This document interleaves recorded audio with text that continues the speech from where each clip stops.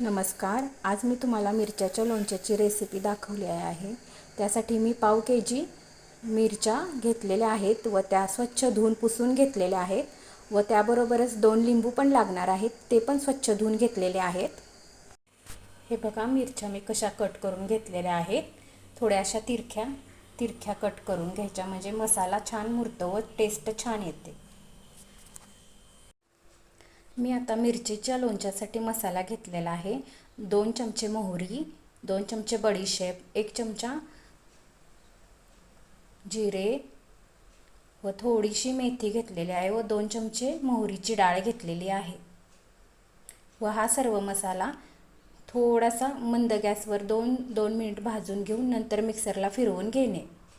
मी दाखवलेला मसाला मिक्सरमधून फिरवून घेतलेला आहे व आता मी तो मिरचीमध्ये घालणार आहे. थोडीशी हळद, मोहरीची डाळ,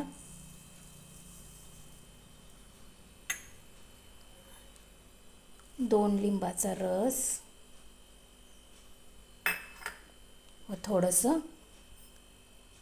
3 चमचे मीठ टाकलेलं आहे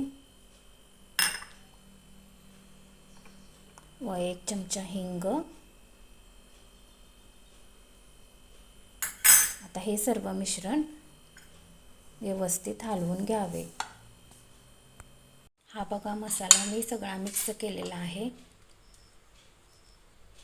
आता मी 150 ग्रॅम तेल घेतलेलं आहे व ते उकळून थंड करून ते लोणच्यात घालायचे आहे.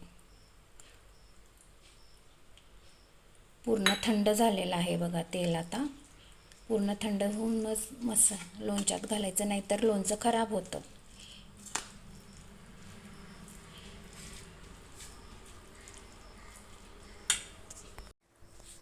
मी 150 ग्रॅम तेल गरम करून कडकडीत उकळून ते थंड करून यामध्ये घातलेलं आहे.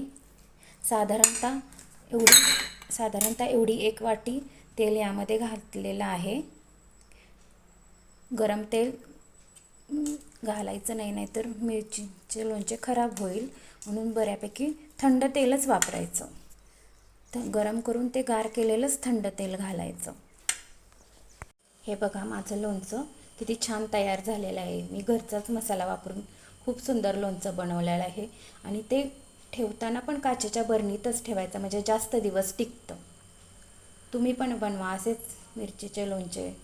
माझं लोणचं आवडले असल्यास लाईक आणि सबस्क्राईब शेअर करा.